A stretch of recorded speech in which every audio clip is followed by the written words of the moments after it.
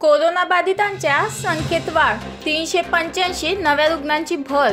नागपूर येथे कोरोनाचा संसर्ग नियंत्रणात येत असताना मंगळवारी चाचण्यांची संख्या वाढल्याने रुग्णसंख्येतही वाढ झाली।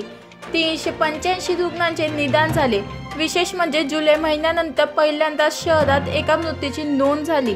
ग्रामीण भागात 3 तर जिल्ह्याबाहेरील 5 रुग्णांचा मृत्यूने मृतांची संख्या 7 वर गेली। रुग्णांची एकूण संख्या 1,03,642 तर मृतांची संख्या 3,04,29 झाली आहे।